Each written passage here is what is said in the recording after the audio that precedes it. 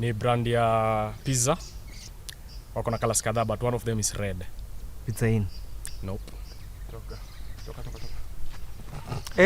Kulangi pizza. Ushasikia. Na nimepatia hint direct sana. The hint is so direct.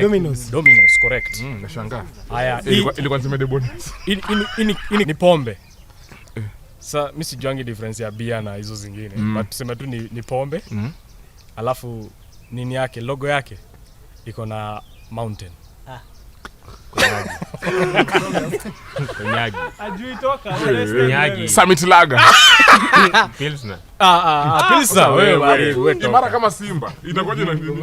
Lakini inakuwa na mountain, mimi pia unajua sijui. Haina imara kama Simba, iko na Simba. Okay, na hii iko white cup.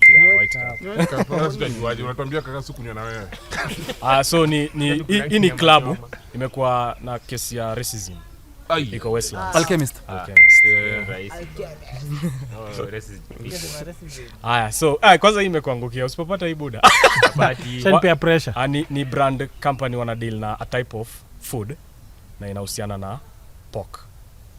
Farmer's Choice. Yes.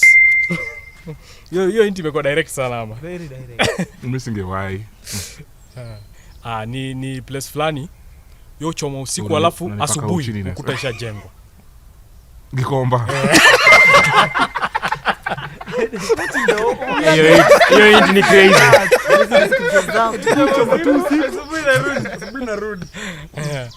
So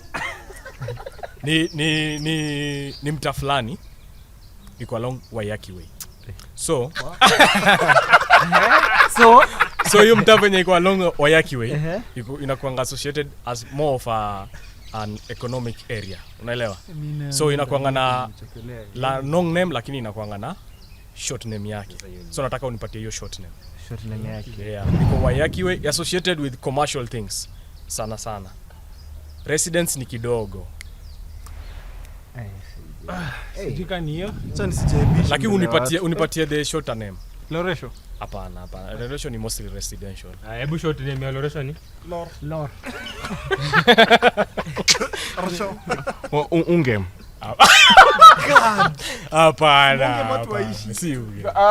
Si hapo kuna kwa market. Okay, niongeze hints. So long form ya hiyo name ni a combination of two names. Lakini short form yake ni name tu moja. Ni kaslang yake. Mathare North. Ni a very mtaa along Waiyaki Way tu. Mathare North. Mtaa along Waiyaki Way associated with Commercial.